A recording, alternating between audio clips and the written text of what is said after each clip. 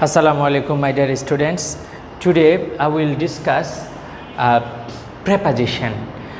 তো তোমরা জানো যে তোমাদের যে সামনে 17 তারিখে যে এক্সাম রয়েছে এই এক্সামে তোমাদের প্রিপোজিশন আসবে হচ্ছে বোর্ড প্রশ্ন থেকে, যার কারণে আমি বোর্ড প্রশ্ন দুইটা বোর্ড প্রশ্ন এখানে 2018 সাল এবং 2017 সালের দুইটা প্রশ্ন এখানে আমি উল্লেখ করেছি এবং এখান থেকে কিভাবে প্রিপোজিশনগুলো তুমি বসাবা সেটা আমি তোমাদেরকে দেখাবো।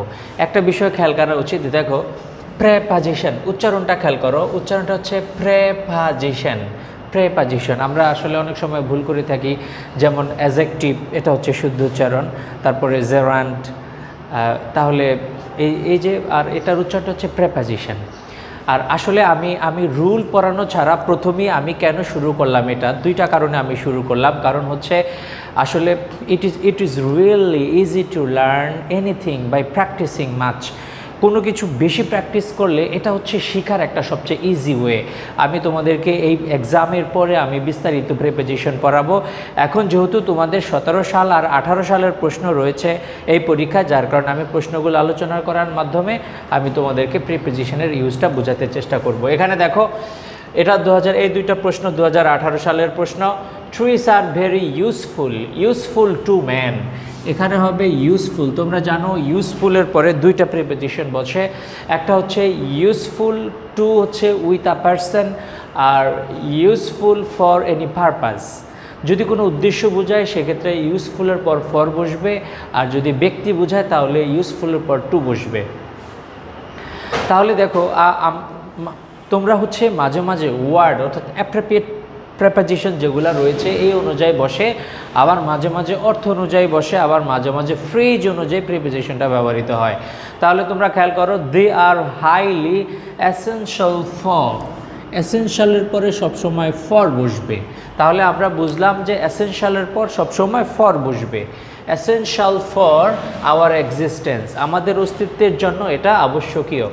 দে প্রোটেক্ট, দেখো প্রোটেক্ট ফ্রম, প্রোটেক্টের পরে প্রিপোজিশন সবসময় প্রোটেক্ট ফ্রম বসে। তাহলে দেখো ফ্রমটা কোথায় গিয়ে বসেছে, এখানে দেখো ফ্রম। তাহলে দে প্রোটেক্ট তারা রক্ষা করে, দ্য রিচ প্রাচুর্যপূর্ণ টপ সয়েল উপরের মাটিকে, ফ্রম গেটিং ওয়াশড অ্যাওয়ে অর্থাৎ ওয়াশ অ্যাওয়ে ধৌত হয়ে যাওয়া থেকে এটা রক্ষা করে। তাহলে এই যে প্রোটেক্টের কারণে কিন্তু এখানে প্রোটেক্ট ফ্রম, এখানে প্রোটেক্টের কারণে ফ্রম হয়েছে। ওয়াশ অ্যাওয়ে এটা অনুযায়ী অর্থ অনুযায়ী হয়েছে, দেখো by rain water and floods. তাহলে এখানে তুমি বাই দিতে পারো, এখানে তুমি উইথও দিতে পারো, এটা অর্থ অনুযায়ী হয়েছে। যে দেখো অর্থটার দিকে খেয়াল করো, আসলে firstly you have to know that you have to practise much. আরেকটা বিষয় হচ্ছে যে আমরা আগে কিন্তু ভাষা শিখি, তো যার কারণে you shouldn't confine yourself to only memorising rules. তোমাকে শুধুমাত্র রুল মুখস্থ করার ক্ষেত্রেই তুমি সীমাবদ্ধ রাখলে হবে না। Firstly you have to understand the language, the uses of language. তাহলে তুমি যদি ভাষাটা বোঝার চেষ্টা করো তাহলে দেখা যাবে যে তুমি প্রিপোজিশনগুলো খুব সহজে বুঝতে পারবে। যার কারণে আমি কিন্তু তোমাদেরকে অর্থ ভেঙে ভেঙে পড়াচ্ছি। তাহলে দেখো কিসের থেকে রক্ষা করে, ধৌত হয়ে যাওয়া থেকে রক্ষা করে, কিসের দ্বারা, by rain water and floods, flood অথবা বৃষ্টির পানি দ্বারা যাতে ধৌত না হয় এটা থেকে আমাদেরকে ট্রি রক্ষা করে। উই ক্যান সি ট্রিজ, আমরা ট্রিকে দেখি, বিং গ্রোন এগুলো উৎপন্ন হয়, এগুলা উৎপাদিত হয় অ্যালং দ্য মাউন্টেন স্লোপস, পাহাড়ের পাদদেশে, ডেস দ্য রোড সাইড, রাস্তার পাশে, তাই না, রাস্তার পাশে। তাহলে পাশে বুঝাতে বাই বসে, পাশে বুঝাতে বাই বসে, হ্যাঁ, বাই বা beside, next to, near, অনেক কিছু বসে, কিন্তু এখানে হবে বাই রোড সাইড, রাস্তার পাশে। পার্কের মধ্যে বা বাগানের মধ্যে, তাহলে মধ্যে বুঝাতে ইন বসে, যার কারণে এখানে হবে ইন। দে অ্যাড, দেখো অ্যাডের পরে প্রিপোজিশন টু বসে, অ্যাড টু, কনফাইন টু, যার কারণে দেখো দে অ্যাডের পরে এখানে বসবে টু, তাহলে এই অ্যাডের কারণে এখানে এসে টু বসবে, যার কারণে এখানে দেখো দে অ্যাড বিউটি, তারা সৌন্দর্য যোগ করে টু আওয়ার লাইফস, আমাদের জীবনে। দে প্রোভাইড আস, তারা আমাদেরকে প্রদান করে, কি প্রদান করে, প্রোভাইডের পরে সবসময় উইথ বসে, তাহলে provide with food, wood, shade, shelter and so on, আরও ইত্যাদি ইত্যাদি, আরও অনেক কিছু এক্সেট্রা। দে টেক ইন হচ্ছে অ্যাবজর্ব মানে হচ্ছে শোষণ করা, তাহলে টেকের পরে অনেক প্রিপোজিশন রয়েছে, যেমন টেক আফটার হতে হচ্ছে মতো হওয়া। হ্যাঁ, যেমন দেখো দ্য গার্ল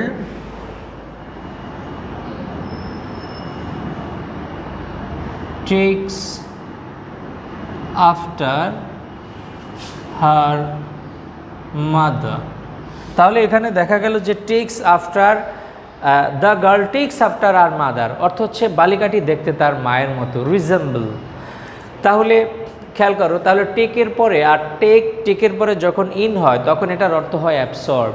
আমরা জানি যে গাছ কি করে, কার্বন ডাইঅক্সাইড শুষে নেয় এবং অক্সিজেন প্রডিউস করে, তো যার কারণে they take in carbon dioxide, তারা কার্বন ডাইঅক্সাইড গ্রহণ করে, অ্যান্ড প্রডিউস অক্সিজেন, এবং অক্সিজেন উৎপন্ন করে। So we should take care of, আর টেক কেয়ারের পরে সবসময় প্রিপোজিশন অফ ব্যবহৃত হয়। এটার উচ্চারণ কিন্তু অফ না, এটার উচ্চারণ হচ্ছে অফ, আর এটার উচ্চারণ হচ্ছে অফ। এবার দেখো আমরা 2 নংটা দেখব 2018 সালে। Do you have any idea, তোমার কি কোনো আইডিয়া রয়েছে, অব আ সাইবার ক্যাফে, একটা সাইবার ক্যাফে সম্পর্কে, অথবা অ্যাবাউট আ সাইবার ক্যাফে, একটা সাইবার ক্যাফে সম্পর্কে কি তোমার কোনো ধারণা রয়েছে? এটা অর্থ অনুযায়ী হয়েছে যে any idea of a cyber ক্যাফের সম্পর্কে, অর্থাৎ বাংলায় কথা বলার সময় যদি বিভক্তির অতিরিক্ত র চলে আসে সেক্ষেত্রে হচ্ছে এই অবটা ব্যবহৃত হবে। অথবা সাইবার ক্যাফে সম্পর্কে কি তোমার কোনো আইডিয়া রয়েছে, তাহলে সেটা কি অ্যাবাউট, অব বা বাউট তুমি দুইটাই এখানে দিতে পারবে। তারপর দেখো ইট ইজ আ প্লেস, এটা এমন একটা স্থান, টিমিং অর্থ হচ্ছে প্রাচুর্যপূর্ণ।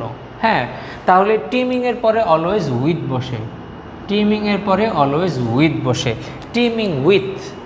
টিমিং যেটা আছে টিমিংয়ের পরে অলওয়েজ উইথ বসে, যার কারণে এখানে উইথ বসেছে। ইনফরমেশন, তাহলে ইট ইজ এ প্লেস, এটা এমন একটা স্থান, টিমিং উইথ ইনফরমেশন, যেটা হচ্ছে ইনফরমেশনের পরিপূর্ণ।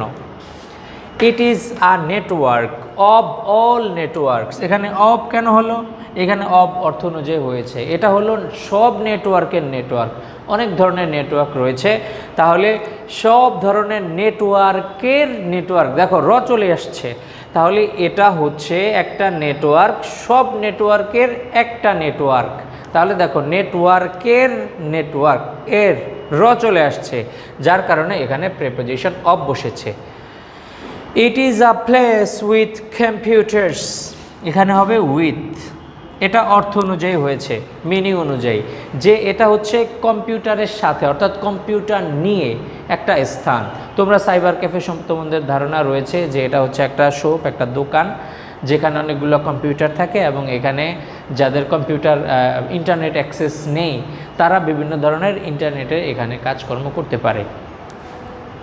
ইট ইজ আ প্লেস, এটা এমন একটা স্থান, উইথ কম্পিউটার্স, কম্পিউটারের সাথে, বাই হুইচ, যেটার দ্বারা, হ্যাঁ, বাই হুইচ অথবা উইথ হুইচ, যেটার দ্বারা কি করে, অথবা ইন হুইচ, যেখানে, তুমি এখানে ইন হুইচও দিতে পারবা, যেখানে, হ্যাঁ, তুমি এখানে ইনও দিতে পারবা, ইন হুইচ যেখানে, অথবা উইথ দিতে পারবা, তাহলে যেখানে কাস্টমার্স ক্যান ইউজ ইন্টারনেট, কাস্টমাররা যেখানে ইন্টারনেট ব্যবহার করতে পারে, অ্যান্ড সেন্ড ইমেলস, এবং ইমেল পাঠাতে পারে, অ্যান্ড সো অন, এবং ইত্যাদি মানে এক্সেট্রা।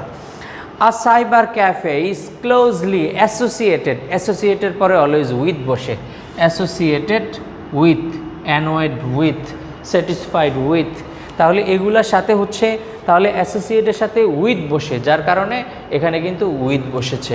তারপর এখানে দেখো internet communication system, a customer sitting in the cafe, তাহলে এখানে বসে, দেখো ভিতরে একটা অবস্থানগত বুঝিয়েছে, তাহলে আমরা জানি যে ভিতরে যদি কোনো কিছু অবস্থান করা বোঝায় সেক্ষেত্রে প্রিপোজিশন ইন বসবে।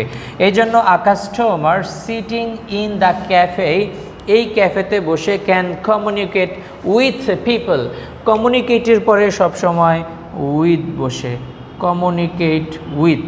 আবার আরেকটু মনে রাখতে হবে মিট, মিটের পরে কিন্তু উইথ বসে না, মিটের পরে মিট, এরপরে কিন্তু উইথ বসে না। আবার জয়েন, জয়েনের পরেও কিন্তু উইথ বসে না। কারণ কি? কারণ মনে রাখতে হবে মিট মানে হচ্ছে কারোর সাথে সাক্ষাৎ করা। সেক্ষেত্রে তুমি বলতে পারবে না যে I will meet with my friends, তুমি বলতে হবে যে I will meet my friends. তারপরে join, please join with me, এটা ভুল, এটাও তুমি বলতে পারবে না, কারণ এগুলো হচ্ছে সরাসরি ট্রানজিটিভ ভার্ব। ট্রানজিটিভ ভার্বগুলো এরপরে ডাইরেক্ট এর সাথে সাথে একটা অবজেক্ট বসে যায়।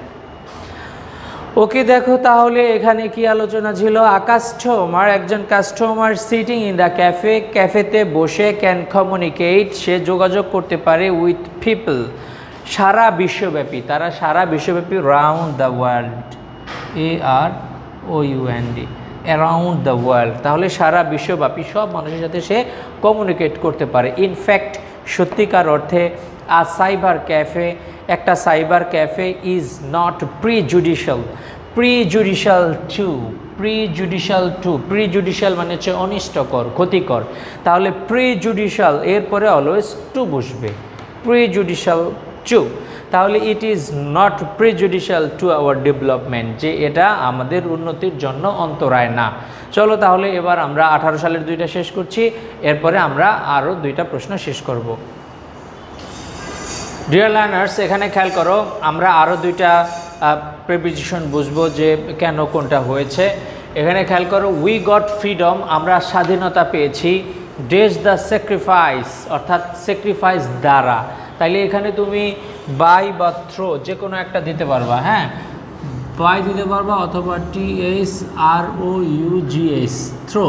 থ্রো মানে কোনো কিছুর ভিতর দিয়ে অতিবাহিত হওয়া, এটা বুঝালে তাহলে সেক্ষেত্রে তোমাকে বাই বা থ্রো হবে। তাহলে উই গট ফ্রিডম, আমরা স্বাধীনতা পেয়েছিলাম, বাই বা থ্রো দ্য স্যাক্রিফাইস, স্যাক্রিফাইসের মধ্য দিয়ে, উৎসর্গর মধ্যে দিয়ে, অফ হান্ড্রেডস অ্যান্ড থাউজেন্ডস, শত শত, হাজার হাজার, অফ ডেস লাইফস, এখানে কোনো প্রিপোজিশন বসবে না। এটা আসলে আমার মনে হয় এটা প্রিন্টিং মিস্টেক হয়েছে, এই অফটা এখানে দিয়ে দেওয়া হয়েছে, এটা যদি এখানে না থাকতো তাহলে সেখানে এক্ষেত্রে অফ বসতো। বোর্ডের প্রশ্নে ঠিক এইভাবেই দেওয়া, এটা 2017 সালের এই প্রশ্নটা, আর এই প্রশ্নটা 2017 সালের, আর তোমরা তো জানো যে এবার 2018 আর 17 থেকেই তোমাদের পরীক্ষায় আসবে। তাইলে এখানে দেখো, এখানে কোনো প্রিপোজিশন বসবে না, কারণ এখানে একটা প্রিপোজিশন রয়েছে, মাঝে মাঝে দেখা যায় একটা বা দুইটা বা তিনটা প্রিপোজিশনও পাশাপাশি বসতে পারে, তাহলে কিন্তু এখানে বসবে না, অর্থ অনুযায়ী এখানে কোনো প্রিপোজিশন বসে না। তারপর দেখো, the patriots dash our land, তাহলে the patriot of our land, দেখো আমাদের, দেখো আবার অব চলে আসছে, র চলে আসছে, তাহলে র চলে আসলে the Patriots of our land, যে আমাদের দেশের দেশপ্রেমিকরা, ফট অ্যাগেনস্ট